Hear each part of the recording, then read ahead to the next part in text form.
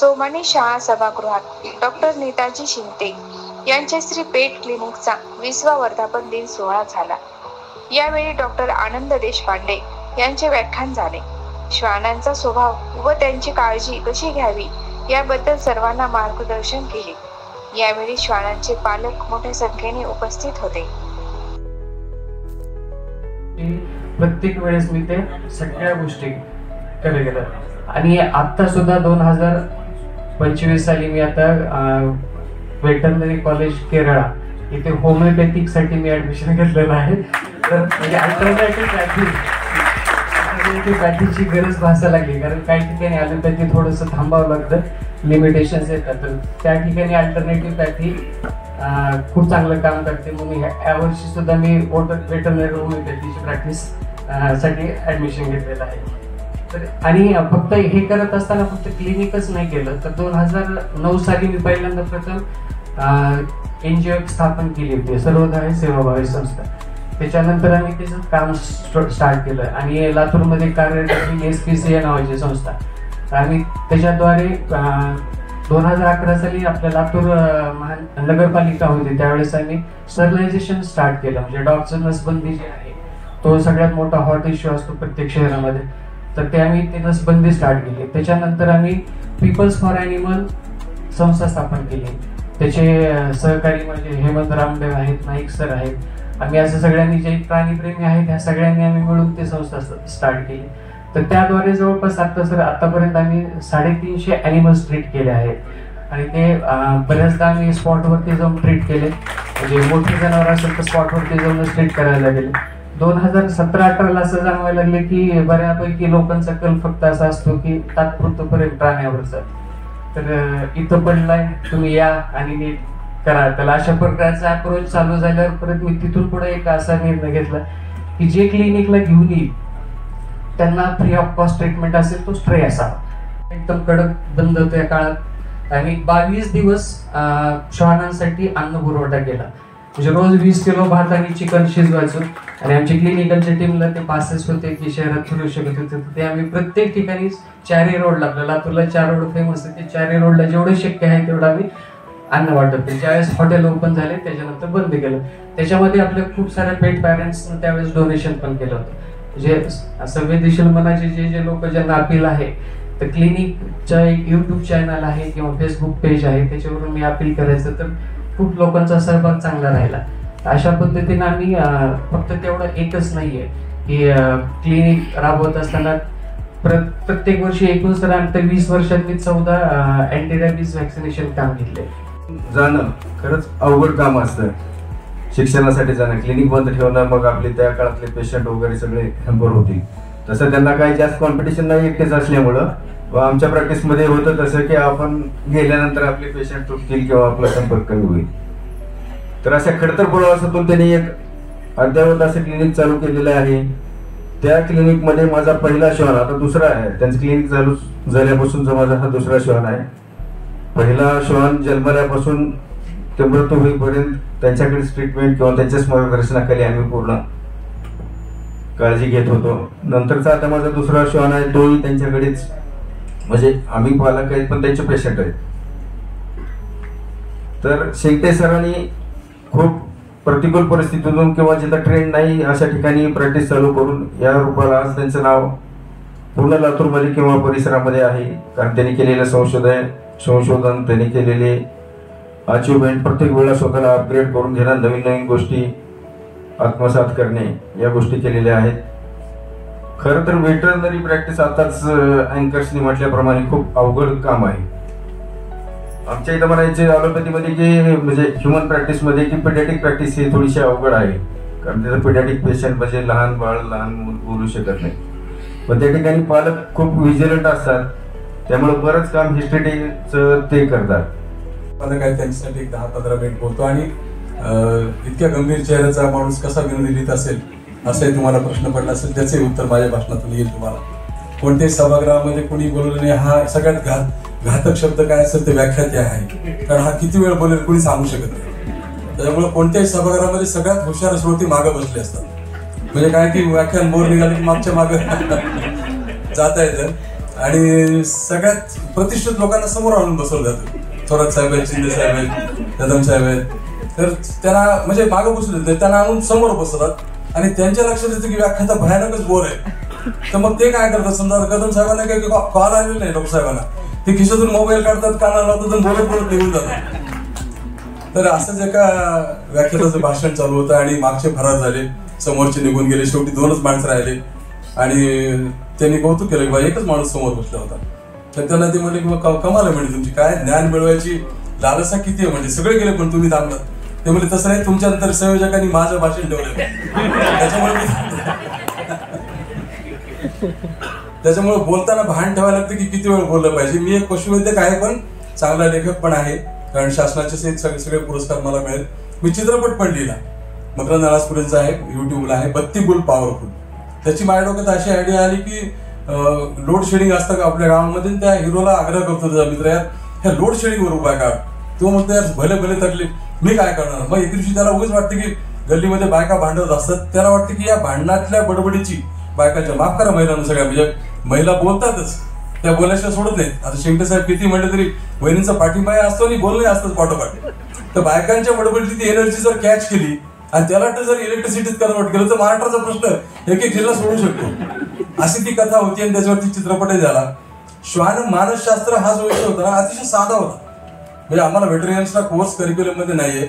आपण पाहतो की एक कुत्रा समजा राजीव गांधी चौकातून निघाला आणि शिवाजी पुतळ्यापर्यंत गेला, तर तो 10-12 वेळा थांबतो, थोडेसे 4 थेंब 2 थेंब सू करत होतं. मला वाटायचं लहानपणी की कशासाठी असेल, किंवा आपण पाहतो की एखादा कुत्रा तोंडात भाकरी पकडतोय आणि पळत जातोय, हे काय मानसशास्त्र असेल. याचा अभ्यास करायला नंतर मला लक्षात आलं की काहीतरी इंटरेस्टिंग आहे. बघा, एक डॉक्टर साहेब आमचं पशुवैद्यकांचं इतकं सुंदर आयुष्य आहे. आम्ही सगळे मेडिकल हुकलेले लोक आहेत, आम्हाला मेडिकलला जायचं होतं. खरंच आहे, बरोबर आहे, आपण सिनियर आहात. लागला नाही म्हणून आम्ही प्राण्यांचे डॉक्टर जातो आणि मग लक्षात आलं यार इकडं जास्त मजा आहे. कशी मजा आहे तुम्हाला सांगू सर, आमचा डेअरी फार्म असतो, 40-50 गायी असतात आणि त्यांची वासरं असतात. संध्याकाळी गायी चरून येतात, वासरं सोडली की ते वासरू डायरेक्ट आपल्या आईकडे जाते आणि दूध प्यायला लागते. त्याला सांगतं का चुकून दुसऱ्या गायीच्या स्तनांना त्या वासराने स्पर्श केला ती गाय हलकेच त्याला असं लाद घालते की मी तुझी आई नाहीये. मग ते एकदम हाडवडून उठतं आणि आपली आई शोधून जातं. मुंबई सारख्या ठिकाणी हजारो जन्म होतात. एखाद्या वेळेला अशी घटना नेहमी घडते की दुपारच्या वेळेला 300 बाळ जन्मली, 300. आणि मग ते नर्स घेऊन जाते, त्याला आंघोळ घालायला आणि परत आणते. ती आई म्हणते हे बाळ माझं नाही, हा मुलगाच आहे, मला मुलगा झाला पण हे नाही. आता कसं आयडेंटिफाय करायचं, डीएनए टेस्टिंग करावं लागतं. आमच्याकडे डीएनए टेस्टिंगची गरज नाही, डायरेक्ट आमची पिल्लं आपल्या आईला थेट अगदी श्वानामध्ये डॉक्टर शिंपे लागतील, त्यांनी डिलिव्हरी पाहिली असतील की जन्मलेलं नवजात बाळ जे आहे, एखाद्या आईला, कुत्री आईला 12 पिल्लं व्हायचे, 8 पिल्लं व्हायचे. पहिलं पिल्लू जन्मल्याबरोबर ते पिल्लू 14 दिवसांनी डोळे उघडतं, पण 3 ते 5 सेकंदात ते सरकत आईच्या स्तनाकडे जातं, प्यायला सुरू करतं. दरम्यान आता मला प्रश्न पडायचा, पहिली हेल्पिंग पाहिजे की बाईची नाळ कोण तोडणार. ती स्वतः तोडते, ती स्वतः चालत राहते. आणि त्या ह्याच्यामधून जी प्रक्रिया आम्हाला प्राण्यांची पाहायला मिळेल ती अद्भुत आहे, त्याचं तोड नाही. जे माणसांनी सगळं गमावलंय ते प्राण्यांमध्ये सगळं आजही आहे, तेच प्रेम आहे. मी आता माझ्याकडे माझे क्लिनिक आहे, एका व्यापारी होते, धनाढ्य व्यापारी, आणि त्याला म्हणलं डॉग कशाला पाळा, तुम्हाला वेळ कुठे आहे.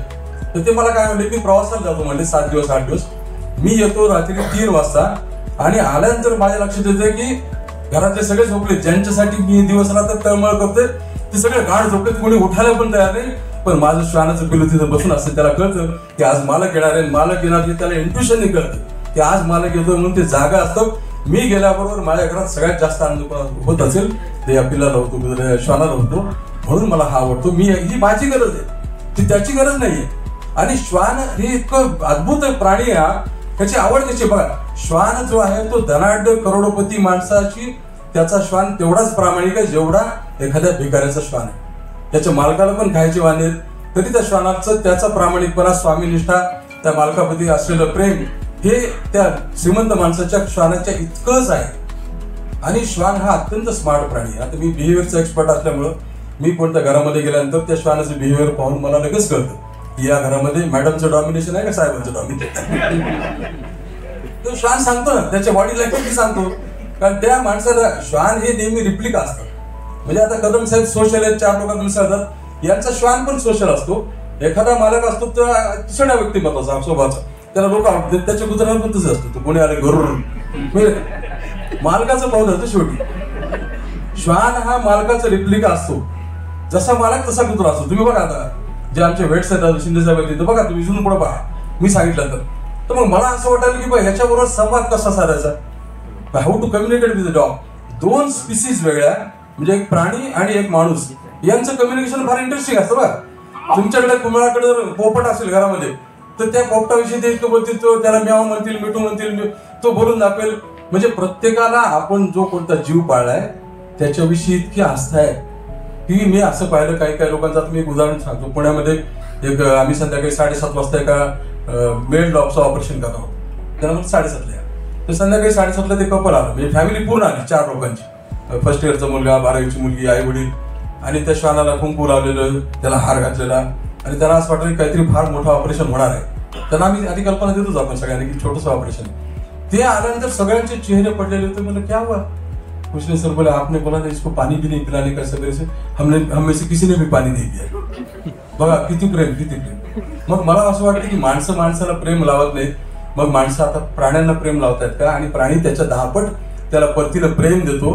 ही जी beautiful relationship between animals and humans ही आपल्यासाठी चांगली आहे. आता बघा मेडिकल सायन्समध्ये दाखवली की हार्ट अटॅक कमी होतात.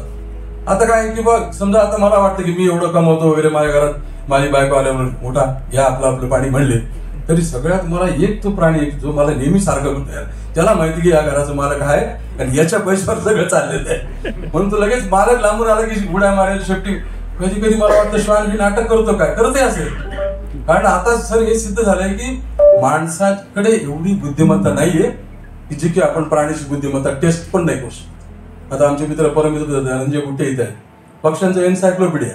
पक्षी उडाला दिसला की आम्ही गुट्टे साहेब कोणता आहे की लगेच त्याचं पूर्ण सांगतात ते. म्हणजे अशी लोक लातूरमध्ये, म्हणजे खरोखर शिंक्टनचाही एक वेळा लातूर पॅटर्नच आहे की 20 वर्षापूर्वी एखादं क्लिनिक चालू करायचं. मी ते म्हणतात ना लोकांनी वेळात काढलं, पण मला खात्री होती की he will go A long वे. याचं सगळ्यात महत्वाचं कारण चिकाटी लागते कुठल्याही प्रॅक्टिसला. आता सर आहेत मेडिकल असोसिएशनचे अध्यक्ष, ज्या डॉक्टरची चिकाटी संपली, ज्याला वाटलं की आता तृप्त झालंय, आता काही गरज नाही, तर तो डॉक्टर ढिला पडून त्याचे पेशंट हळूहळू कमी व्हायला लागतात. दरम्यान त्यांनी एवढं कमवलेलं असतं की त्याला नाही कमवलं तरी चालतं. पण डॉक्टरही सतत गेले 20 वर्षांनी स्वतःला अपग्रेड करत राहणं ही फार मोठी गोष्ट आहे. ही तुमच्याकडून शिकण्यासारखी गोष्ट आहे. मी शिकलोच अर्थात, मी बऱ्यापैकी अपडेट आहे. आता मी रिटायर्ड होऊन बरेच वर्ष आले, पण बऱ्यापैकी ऍक्टिव्ह आहे. वेगवेगळ्या फील्डमध्ये आपण काम करतो. परंतु आमच्यासाठी आयुष्य एक अत्यंत आनंदाचं आहे. आलेली प्रत्येक केस वेगळी, आलेल्या प्रत्येक श्वानाची पर्सनॅलिटी वेगळी. आता कासव पाळायला लागले लोक, सरडे पाळायला लागले, सरडे पण पाळतात आणि पक्षी पाळतात. म्हणजे माणसाला माणूस सोडून सगळ्यावर प्रेम वाटायला लागले, ही एक आनंदाची गोष्ट की बा त्याच्यावर कोणीतरी प्रेम तरी करायला आहे. माणसं माणसावर प्रेम करत नाही येत. आता आपण बघा नातेवाईक आले की आपल्या घरातल्या लोकांच्या कपाळावर आट्या होतात. म्हणजे हा प्रश्न करतो की बा जेवायला, आता पूर्वी कधी काळी माझ्या लग्नाला 36 वर्ष झाले, तर पूर्वी कधी काळी आधी आम्ही म्हणजे नवीन लग्न झाल्यानंतर दादागिरी असते नवऱ्याची बऱ्यापैकी 4-6 महिनेच असते, फार काळ नसते. म्हणजे अनुभवातून सांगतो मी तुम्हाला. ती कशासाठी असते की बा आपण बसल्यावर म्हणतो की नवीन लग्न झालं, मित्र आले की आपण काय म्हणतो, अगं पाणी घेऊन ये. 6 महिन्यामध्ये आपण उठतो स्वतः पाणी घेऊन येतो. हा बदल होतोच ना माणसामध्ये. जसे आपले मुलं बाळ मोठे व्हायला लागतात तसे बदल होतात. तसं प्राण्यांची गंमत कशी आहे की प्रत्येक आता ज्यांनी श्वान पाळला त्याला असं वाटतं की पहिल्या दिवसापासून त्या कुत्र्याने माझं सगळं ऐकलं पाहिजे. इकडे तिकडे कशाला चालला, म्हणजे लोक वाक्याच्या वाक्य बोलतात. प्राण्याला वाक्य कळत नाही कारण त्याच्याकडे शब्दच नाहीयेत, त्याला शब्दाचे अर्थ माहित नाहीत. आणि लोकांना कुत्रा कसा पाहिजे की तो म्हणजे एकदम केजीचा मुलगा असतो की नाही डिसिप्लिन, तसा पाहिजे. तसा तो होऊ शकत नाही. तो कॅनाईन डीएनए, तो बाहेरचा माणूस आला की गुरगुरणारच, कारण त्याला ते शिकवलेले त्याच्या डीएनए मध्ये. मग आमचा कुत्रा आले गेल्याच्या अंगावर होतो, अरे तू जाणारच आहे. तू आपण काय डिसिप्लिन लावतो ते महत्वाचे. Dogs understand you by tone and not the words. आता आपण ग्रामीण भागातले लोक आहोत, मी पुढचा परभणीचाच आहे. आपण कुत्र्याला आपण काय म्हणतो, यू यू म्हणतो. काय मिनिंग आहे का यू यूला? डिक्शनरी काढून बघा, काही मिनिंग नाही यू यूला. It's encouraging tone. म्हणलं की यू यू म्हणलं की ते शेपूट हलवी तुमच्याकडे येतं का, टोन एनकरेजिंग आहे. तो त्याला कळतो की यार this is encouraging tone. Dogs understand you by tone not by words. आपण समजा कुत्रा अंगावर आले की हार्ड म्हणतो, आपण हार्ड म्हणलं हार्श टोन आहे, ते एकदम लपून मागे जातात. कशासाठी? त्याला कळतं की हार्श टोन आहे, आपल्याला ते समजून घ्यायचं नाही. आपल्याला डॉग बरोबर कम्युनिकेट करताना शब्द वापरावे लागतील, वाक्य निबंध. तिकडं कुठं गेला होता तू बागेमध्ये, तुला कितीदा सांगितलं मी जाऊ नको, म्हणून त्याला काही कळत नाही. निबंध नको, वाक्य नको, काय नको, त्याला शब्दात सांगितलं तरच त्याचं तुमचं कम्युनिकेशन एस्टॅब्लिश होईल, नाही तर मग आले वारे गेले वारे चालूच राहणार. आता काही लोकांना विशेषतः आता महिला बऱ्याच ठिकाणी बघा, मी साधारणतः सर बिहेवियरचे 2 कॉल्स घेतो ऑल ओव्हर इंडिया, 2, कारण 2 घेतो मी, त्याची चार्जेस लावतो बऱ्यापैकी. आणि ते 2च काय घेतो, 6 घेतलं तर मलाच वेळ लागेल, कारण प्रत्येक बिहेवियरचा कॉलचा जो कॉल येतो ना, तो नवरा बोलतो आधी की सर आमच्या डॉगचा असा प्रॉब्लेम आहे. प्रत्यक्ष व्हिडिओ कॉल आम्ही शेड्यूल करून घेतो, त्याच्या दरम्यान माझ्या कंपनीचे लोक त्याचे पेमेंट कलेक्ट करतात. पेमेंट तितकंच महत्वाचं डॉक्टर, म्हणजे सेवा पण असली पाहिजे पण पेमेंटही असलं पाहिजे. आणि मग दरम्यानच्या काळामध्ये मग ते जेव्हा कॉल होतो व्हिडिओ कॉलवरती, तर नवरा बायको आजूबाजूला बसून त्या कुत्र्याविषयी बोलतात, आणि साधारण 5 ते 7 मिनिटांमध्ये ती बाई त्या नवऱ्याला बाजूला करते आणि ती स्वतः बोलायला लागते. कारण काय माहिती का, ती करते ना सगळं, आणि तो कुत्रा घरात कोणामुळे आला, मुलांच्या हट्टामुळे आला, बायकोच्या आग्रहामुळे आला, तुमच्या आग्रहामुळे आला, पण त्याचं करते कोणतं, ती माऊली करत असते. आणि मग त्याच्यामुळे तिलाच माहित असतं प्रॉब्लेम काय, कारण त्याची मॅनेजमेंट तिला करावी लागते. हे सगळे लोक निघून जातात, ती घरी बसली असते. त्या आजारपणात बघा 90% ठिकाणी महिला येते, कारण त्यांचा कन्सर्न त्यांच्या गळ्यात ते पडलेले. पण श्वान इतका बुद्धिमान असतो की तो घरामध्ये आल्यानंतर त्याच्या लक्षात येतं 15-20 दिवसामध्ये की आपल्याला विरोध करायचा आहे. ज्याचा विरोध आहे त्याला सगळ्यात त्याच्या भोवती सारखं फिरणार, येते लाडालाड करणार. मी 15 दिवसात त्याच व्यक्तीला पण तो जिंकून घेतो की ज्याचा विरोध आहे ती व्यक्ती सगळ्यात पर्यंत त्याच्यावर जास्त प्रेम करायला लागते. आता हे जे मॅनेजमेंट माणसाला प्रेम मिळवायचं आपल्या आयुष्यात येत नाही, ते श्वानाला येतं ना शिकवतात. घरातला विरोध करणाऱ्या माणसाचा आधी जिंकणं हे त्याचं काम आहे, आणि तो जिंकतो प्रत्येकाला. आणि अगदी तुम्हाला सांगतो की जे काही तुमच्याकडे पाहुणे आले कधी, तर ते फोनवर जातात, कुठून आले, मुंबईवर आले, कदम साहेबांचे मित्र आले, ते तिथून फोन करतात, कसा आहे तुमचा डॉगी वगैरे काय ते, म्हणजे तो अटॅचमेंट लावून घेतो. ही ती प्राण्याची जी गंमत आहे, ती गंमत मात्र श्वानाचीच आहे, फक्त मांजरीची नाही. मला स्वतःला आतापर्यंत कळलं की लोक मांजरी का पाळतात. मांजरीला मालक मेला तरी फरक पडत नाही, काही रडलं तरी फरक पडत नाही, तिला काहीही अंदाज नाही. मांजर आता गुट्टे साहेबांना आम्ही वाघ पाहायला जातो जंगलामध्ये, जसं वाघाचं ती एकटीच असते ती, आणि तिचे आविर्भाव बघा जसं काही हे माझ्या हाताखाली ठेवलेले लोक आहेत घरातले, आणि ती राजा असल्यासारखं अशी इकडं तिकडं फिरत असते शान के साथ मध्ये. मांजर कुणालाही प्रेम लावत नाही. तुम्ही मांजरीला 2 वर्ष तरी नावाने हाक मारलं तरी तिला कळत नाही का आपलं नाव आहे. आपण उभं तिला बोलतो. लोक आता म्हणजे लहान शानाला बोलताना लाडालाड बोलतात. आता लाडालाड किती काळ बोलायचं, आपण लहान मुलाला बोलतो आपण 5 वर्ष, अरे बाबड्या ये इकडे ये तिकडे जा असं बोलतो ना त्याच्या भाषेमध्ये. 5-6 वर्षापर्यंत बोलतो. लोक कुत्रा 1 वर्षात झाला, 2 वर्षात झाले तरी लाड बोलतात. कशासाठी? 1.5 वर्षाचा तो पूर्ण मॅच्युअर झालाय, म्हणजे ही इज अ जेंटलमॅन श्वान, नो मिस्टर श्वान आहे तो. त्याला लाड बोलू नका. आता तो लहान नाही राहिला, आता मोठा. तुम्ही लहान राहिले, तो तितक्या झपाट्याने मोठा होतोय की तुमचं जे लाईफ स्पॅन आहे साधारणतः 70 वर्षात जरू, आपण 80 वर्षात जरू, तेवढं तो 12-14 वर्षात कम्प्लीट करून 14 वर्षी तुम्हाला बाय बाय करू. आता हे प्रेम किती असावं. माझ्याकडे परवा आले होते सर्वे करायला, तर ते मला म्हटले सर तुमच्याकडे असे काही क्लायंट्स आहेत की ज्यांनी ठरवलं की आपल्याला मुलंच होऊ द्यायची नाही. बघा हे नियतीच्या निसर्गाच्या विरुद्ध आहे. नाही मला खूप आहेत ते सांगतात ना आम्हाला, ये हमारे बच्चे, ये हमारा बच्चा. दरवेळेला नवीन कुत्रा घेऊन येतात, 4-4 कुत्रे घेऊन येतात, हमारे बच्चे कोणसे, ये हमारे बच्चे. तर मग त्याने आम्हाला सांगितलं हम बच्चे नाही होणे देणार. तर मी ते सर्वे करणाऱ्या त्या मुलीला मी 5 क्लायंट दिले माझे, ज्यांनी येऊन सांगितलं त्याला की नाही हम बच्चे नहीं होने देना, हम दोनों कमाते बोले ये इनके बच्चे. मग तिने विचारलं की इनकी तो लाईफ का ये तो 10-12 साल में चले जाएंगे. हा तो इनके बच्चे आहे ना बोले. म्हणजे ही तयारी की मला नको, मुलं बाळा नको. काही लोक असे मी पाहिले की ते कुत्र्यावर राहतात तर लग्नही करत नाही, बस इसके साथ में जिंदगी आहे बोले. आता एक माणूस आला 7 वर्षाचा श्वान, त्याचा अनफॉर्च्युनेटली ऍक्सिडेंट झाला आणि डेथ झाला. धडधड रडला, म्हणजे माझ्या खांद्यावर डोकं टिकून. तर मी म्हणत म्हणजे याची रडण्याचे चार्जेस लावता येत आपण वेळ जातो आपला. मग तो 10-15 मिनिट झाला तर मग हुआ क्या बोले, अरे बोले सर बोले क्या हुआ, बोले आपके सिवा कोई सुनेगा नहीं. कदम साहेब शपथ तुम्हाला सांगतो, जर आमचे डॉक्टर शिंगटे 1000 रुपये बिल करत असेल तर 700 रुपये वायफळ चर्चा ऐकण्याची असते आणि 300 रुपयाची ट्रीटमेंट असते. कारण त्या माणसाच्या कुत्र्याचं त्याला एवढं कौतुक असतं ते दुसरं कोणी ऐकायला नसतं तयार. आता शेजाऱ्याला तुम्ही जाऊन सांगितलं की माझं जर्मन ठोकणार, वेटरनरीचे पैसे ते ऐकायचेच पैसे, आणि त्याचे पैसे नाही लावले तर वेळ लागेल आम्हाला का. आता मला सांगा, माझ्याकडे एक पिल्लू घेऊन आलेला माणूस मला काय सांगतो, डॉक्टर साहेब तुम्हाला गंमत सांगतो. अतिशय तो माणूस असतो 55-60 वर्ष. डॉक्टर साहेब तुम्हाला गंमत सांगतो, आमच्या आजोबाच्या काळात एक कुत्रं होतं. आता त्याच्या आजोबापर्यंत मी कुठं जाऊ. त्याच्या आजोबाचा काळ म्हणजे 70 वर्षापूर्वीचा. दरम्यान किती कुत्रे पाळले, त्याचं प्रत्येकाचं कौतुक ऐकायचं तर माझे 2000 रुपये चार्जेस त्याचेच होते. म्हणजे वेटरनरीची प्रॅक्टिस फार इंटरेस्टिंग आहे. आणि ह्या श्वानामध्ये कम्युनिकेशनचं मी तुम्हाला सांगतो. तर मग मी काय केलं की मला वाटलं मी कॉलेजमध्ये चांगला HOD होतो आणि मला वाटलं की आपण शिकायला पाहिजे how to communicate with animals. तर मी आमचे मित्र समजा गणेश सावजी त्यांच्याकडे गेलो. किंवा तुमच्याकडे कुत्रा आहे, ते म्हणले हो आहे छान आहे म्हणले. मग मी असं संध्याकाळी त्याच्यावर गप्पा मारायला चालेल का वाटलं, विचारलं त्याला. तर ते त्याने माझ्याकडे वरसून खालपर्यंत पाहिलं. बघा काय वेळ लागणार का कुत्र्यावर गप्पा मारायला. काय म्हणते काय गप्पा मारा म्हणजे काय करणार, काय नाही म्हणतो, मी येतो गच्चीवर जातो खेळतो, काय पैसे विचारले, काही पैसे नाही म्हणून काही नाही. मी गेलो श्वानाबरोबर इंटरॅक्शन सुरू केली. मला लक्षात आलं की यार हे एक अलग मजा आहे. तिथे श्वान रिस्पॉन्ड करतो, ऑर्डर फॉलो करतो. 2 महिन्यात 2.5 महिन्यात तुम्ही त्याला पूर्ण ट्रेन केला साखळीत. आणि मग आपल्या भारतातले पोलीस गेले, 4 तास झाले, 6 तास झाले, पोलीसही परत नाही, वाघ नाही. मग ते म्हणले आणखी एक पथक नेवा म्हणले, वाघ जाऊ दे म्हणले, पथकाला परत आणा.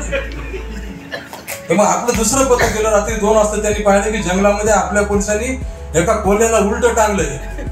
त्याला खालून सटके द्यायचं, म्हणाले की कबूल करतो वाघ असून. तेव्हा कुठे डीआयजी साहेब हा बोले असे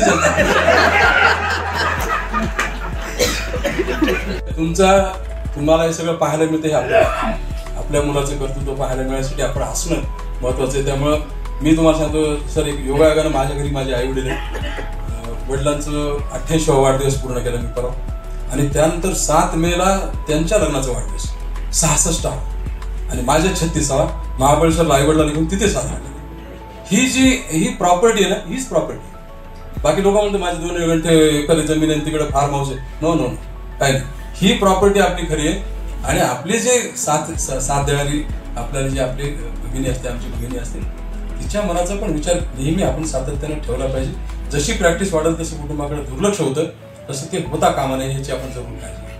बाकी मला तुमचा अभिमान आहे. आणि आता बघा शिंटन एकदम रिलीफ झाला, त्यांनाही माहित नव्हतं अरे हा माणूस काय बोलतो, त्याने ऐकलेलं नव्हतं.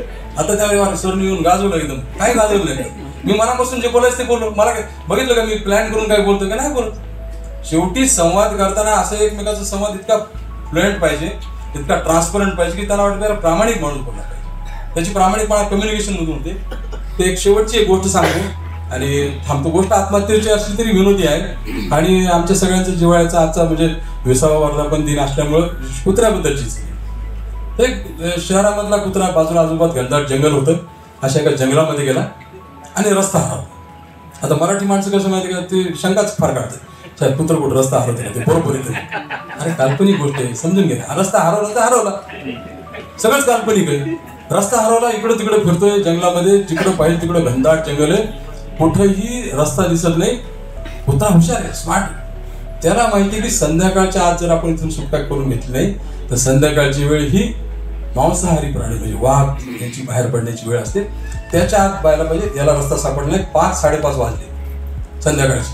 आणि नेमकं त्याच्या मनात जी धाकधूक होती तसं त्यांनी लांबून एक वाघ येताना पाहिला आणि वाघ त्याच्याच दिशेने येत. शिकारी आणि सावज यांची नजरानजर झाली. वाघाने विचार केला की बाबा तेच खाऊन कंटाळत म्हणले आपण हरणं काहीतरी नवीन दिसतं आयटम. लोक नाही का चुलीवरचं मिळून गावाबाहेर जातात, काय म्हणजे घरी जेव ना बाबा, गावाबाहेर चुलीवरचं मिळून. आता चुलीवरचं फक्त नवराच मिळायचं राहिलं, बाकी सगळं चुलीवर.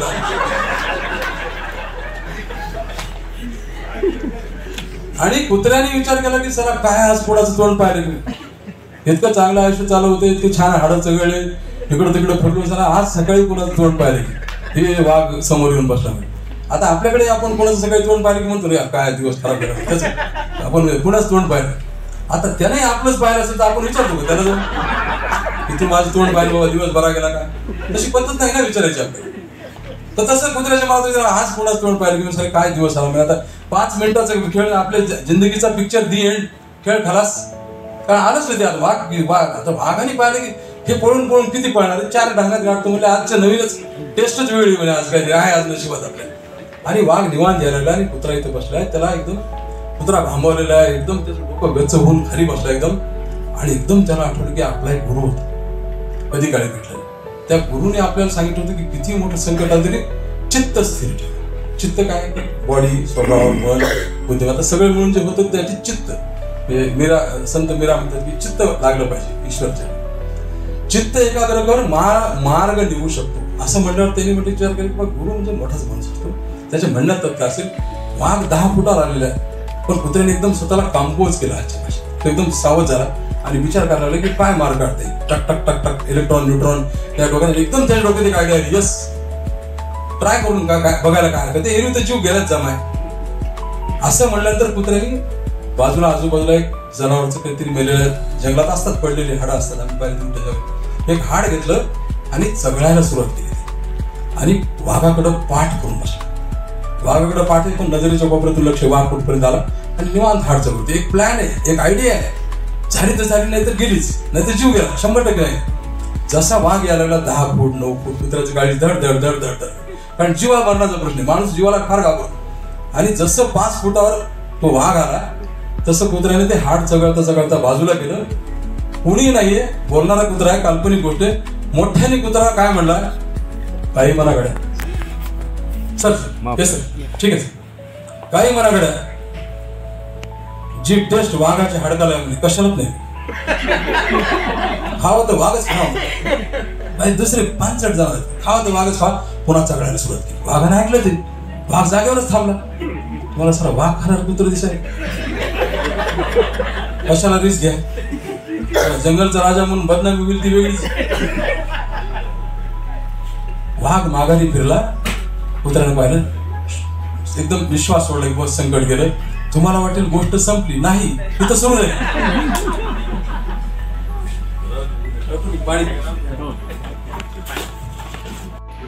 थोडासा घडलेली घटना झाडावरच्या एका माकडानं पाहिली.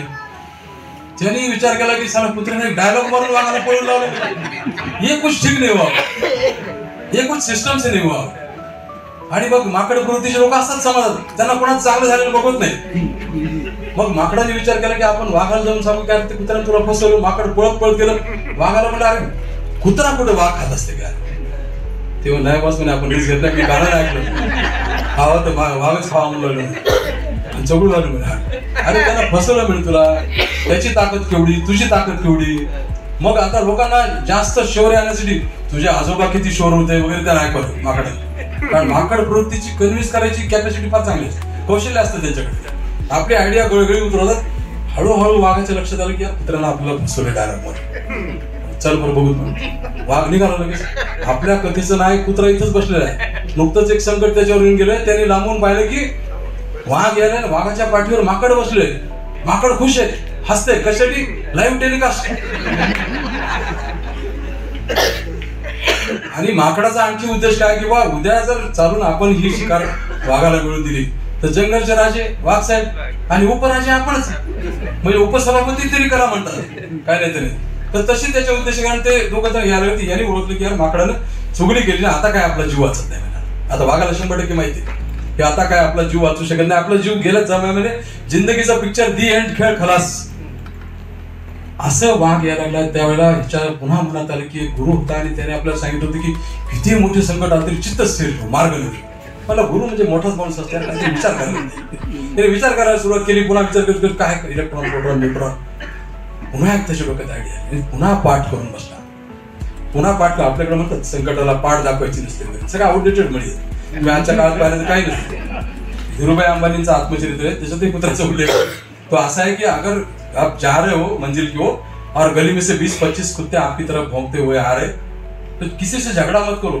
10 रुपए के पार्ले जी का बिस्किट पुडा ले लो, उनको डाल दो, सब आपके साथ में मंजिल तक आ जाएंगे. कुणाशी भांडत बसू नका. तसं या कुत्र्याने विचार केला, पाठ केली आणि डोक्यात एक आयडिया. पुन्हा धडधड धडधड धडधड धड. जसं वाघ आला 7 फूट 10 फूट पाठीवरती माकड बसले. जसे 5 फुट आल्यानंतर त्या कुत्र्याने एक लांब लचक जांभई दिली. आपण कुणाची वाट बघता ना, अरे अजून कसं काय, आपण हात पाय मोडतो. तशी जांभई दिली आणि मोठ्याने काय म्हणला, काही मला गड्या माकडाच्या भरोशावर बसण्यात अर्थच नाही. काही मना गड्या माकडाच्या भरोशावर बसण्यात अर्थच नाही म्हणला. 2 तास जरी त्याला सांगितलं एखाद्या वाघाला गेले, फारच भुकलं, अजून आलं नाही. असं ऐकल्यानंतर वाघाने शक्तीनिशी माकड झटकून टाकलं पाठीवरचं आणि ज्या वेगाने वाघ आतापर्यंत पळाला होता त्या वेगाने पळून गेला. मित्र, समाजात हा जिथे कोणी कोणी भेटत त्यांना आपण मेसेज दिला की आयुष्य सुंदर संकट येतात. मी या ठिकाणी डॉक्टर शिंगटे आणि परिवाराला, मी डॉक्टर शिंगटे आणि ऍक्टरला कधीच त्याचं क्रेडिट देणार नाही. तुम्ही आहातच. सगळ्या परिवाराला शुभेच्छा देतो माझ्याकडनं. सगळेच वयाने लहान असल्यामुळे सोडता सगळ्यांना माझे आशीर्वाद. मला या ठिकाणी बोलण्याची संधी दिली. माझे भेटले मित्र या ठिकाणी सगळे भेटले. मी पुन्हा विद्यार्थी म्हणत नाही, कारण पुन्हा काही घडलेले असतात, काही बिघडलेले असतात. त्यामुळे सगळ्यांच्या भेटी होणं हे महत्वाचा योग असतो. आणि वेटरनरीना आपल्या समाजामध्ये जगताना आपला एक रोल वेगळा असा उभा केला पाहिजे, इमेज उभी केली आहे. शिंटेंची जी प्रॅक्टिस बघून लातूर मधला माणूस वेटरनरीबद्दल बोलेल ते सगळ्या प्रोफेशनला लागू पडतं. त्यासाठी आपल्या प्रत्येकाचं अत्यंत जबाबदारी वागणं राहणं हे सगळं महत्वाचं आहे. या ठिकाणी मी श्री पेट क्लिनिकच्या म्हणजे मी 62 वर्षाचा असेल तरी मी तुम्हाला सांगतो की 40वा वर्धापन दिनाला मी 82 वर्षी खडखड चालत येईल. कारण मी तुम्हाला सांगितलं मी ऍसिडिटीची गोळी घेतलेली नाही आणि माझा नातू 6 वर्षाचा आहे. आणि मला कळलं की जगणं कशात आहे, आनंद घेणं कशात आहे. ते जोपर्यंत मला कळत नाही तोपर्यंत त्या जगण्याची मजा पण येते. मी सगळ्यांना शुभेच्छा. तुम्ही चांगला प्रतिसाद दिला, म्हणजे अशी कोणती वेळ त्यांच्यावरती आली नाही की कुणाला बोलवलं असं. आणि मला खात्री आहे की पुढच्या वर्षी जरी वर्धापन दिन झाला 21वा तरी शिंदे पुन्हा मला बोलवतील. मी नक्की येईन डॉक्टर आणि तुमची प्रगती लांबून का होईना पाहायला मला नेहमी आनंद होईल. धन्यवाद. जय हिंद.